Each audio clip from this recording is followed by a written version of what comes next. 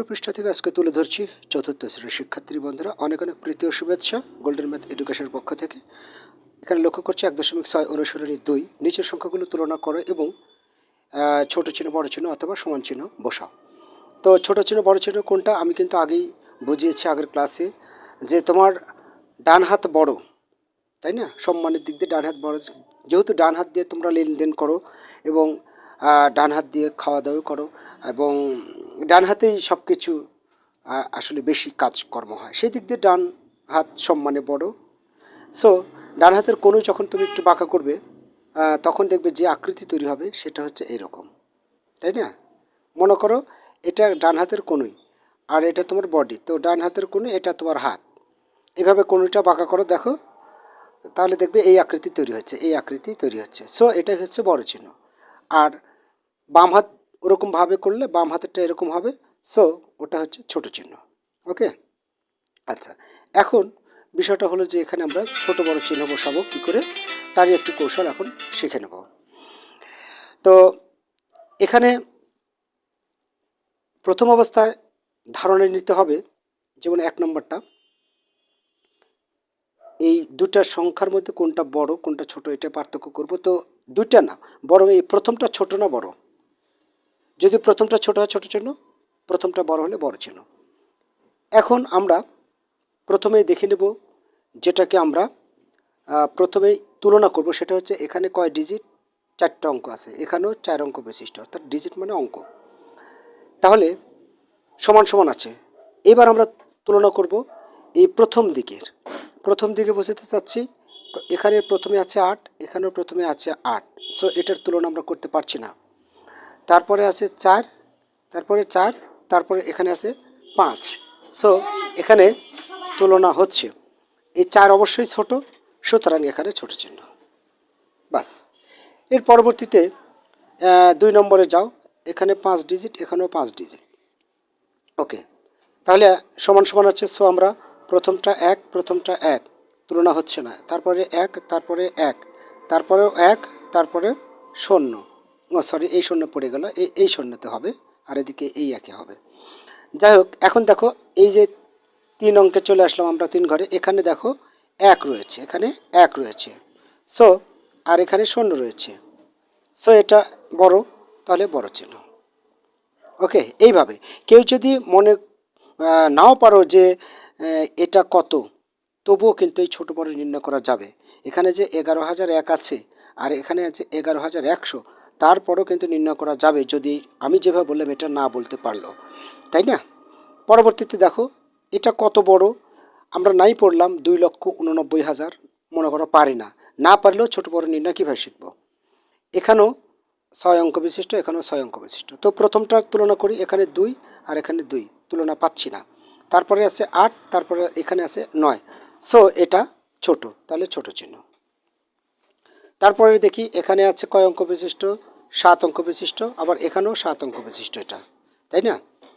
তাহলে এখানে দেখো প্রথমে 2 আছে, এর প্রথমে 2, তারপরে 2, এই 2, তারপরে এই 2, তারপরে এইটা, তারপরে এইটা 3 নম্বর, তারপরে 4 নম্বর 2, তারপরে এখানে 4 নম্বর 2, তারপরে 5 নম্বর 6 নম্বর, এখানেও 5 6, মানে শেষ পর্যন্ত চলে যাচ্ছে, তবুও মিল পাচ্ছি না। তারপরে এখানে আছে 1, এখানে আছে 3, তো 1 যেহেতু ছোট, এই সংখ্যাটাও ছোট, তাহলে ছোট চিহ্ন হবে, এই চিহ্ন। ওকে, আচ্ছা, এইভাবে পরে আমরা দেখছি পরেটা দেখছি কি হচ্ছে। 5 নম্বরটা দেখো, এখানে আছে তোমার 7 অঙ্ক বিশিষ্ট, এখানে আছে 7 অঙ্ক বিশিষ্ট। ওকে, লক্ষ্য করে দেখো, তাহলে এখানে লক্ষ্য করে দেখো, এখানেও যে সংখ্যা যে স্থানে আছে, এখানেও সেই অঙ্ক সেই স্থানে আছে, তার মানে এখানে সমান চিহ্ন বসবে। ওকে, তারপর এখানে আছে তোমার 6 নম্বরের অঙ্কে যে 6টা 5 আর এখানে 5টা 5, যেহেতু এটা 6টা 5 আছে, তার মানে এর ডিজিট সংখ্যা বেশি, অঙ্ক বেশি, সো এটা বড়, তাহলে বড় চিহ্ন। তাহলে আশা করি বুঝতে পেরেছো, তাই না? আচ্ছা, এর পরবর্তীতে আমরা এটা নির্ণয় করে শিখি। এখানে এই যে 6টা ডিজিট আছে, কার্ড আছে, 6টা অঙ্কের কার্ড আছে, এই 6টা অঙ্কের কার্ড দিয়ে আমাদের এই প্রশ্নগুলো উত্তর দিতে হবে। প্রথমে প্রশ্ন করেছে বৃহত্তম সংখ্যাটি তৈরি করো।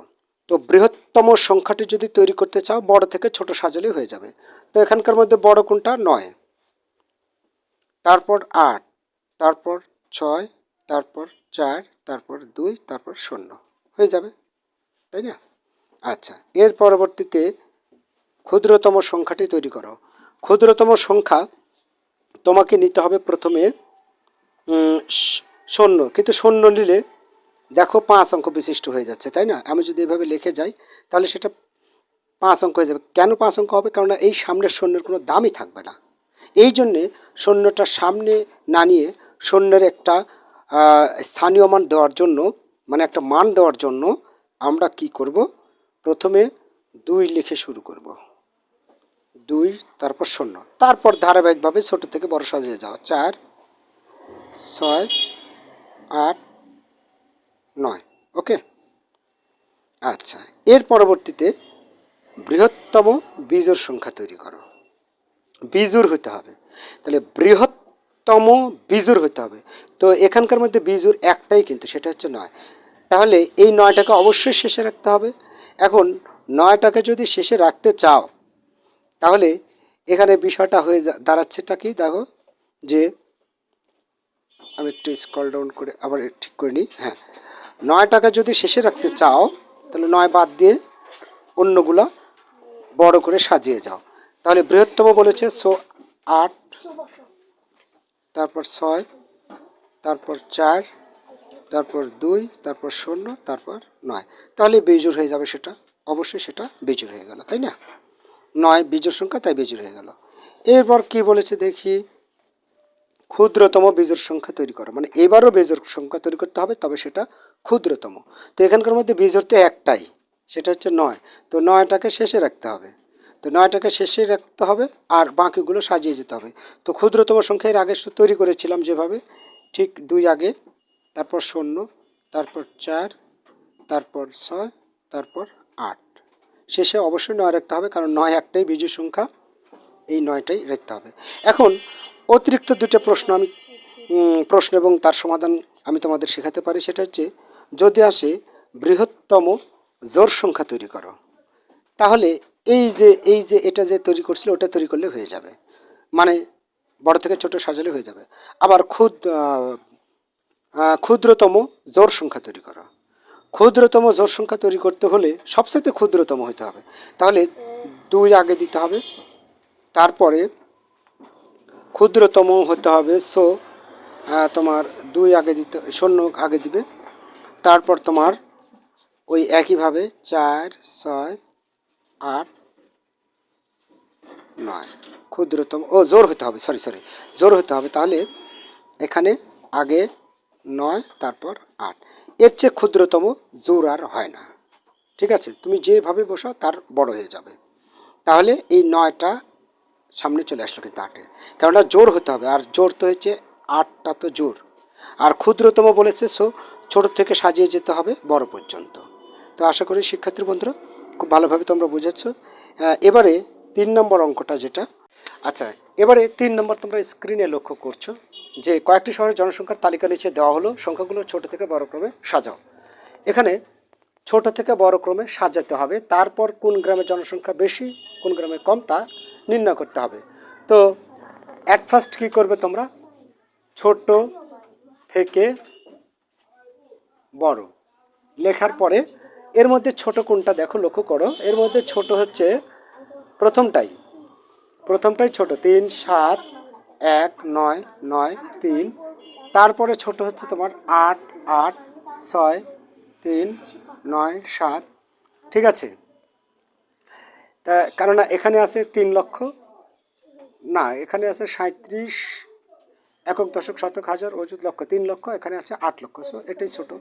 আচ্ছা ঠিক আছে, তারপরে তোমার আর ছোট হচ্ছে ওখানে, তারপরে যে বাকি 3টা সংখ্যা আছে সব সংখ্যাটা 7 অঙ্ক বিশিষ্ট। সো আমরা দেখতেই পাচ্ছি এখানে যেটা ছোট সেটা হচ্ছে 2, 4, 5, 6, 8, 9, 1।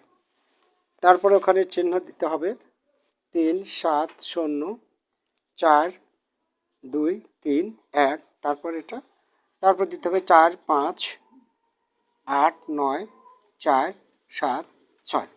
দেখো প্রত্যেকটাই যেহেতু 7 অঙ্ক বিশিষ্ট, সো অবশ্যই এখানে আছে 2, এখানে আছে 4, এখানে আছে 3, তাহলে বোঝা যাচ্ছে এটা ছোট, তারপর বড় এটা, তারপর বড় এটা, তাহলে ছোট থেকে বড় ক্রমে সাজানো হয়ে গেল।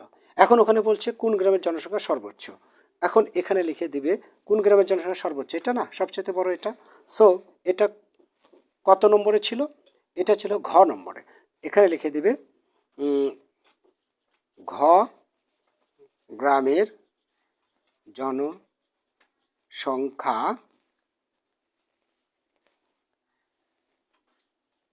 বেশি, গ্রামের জনসংখ্যা বেশি। আর তারপরে সবচেয়ে কম এই যে এটা, এটা কোনটা? ক। ক এবং এবং এবং ক গ্রামে জনসংখ্যা সবচেয়ে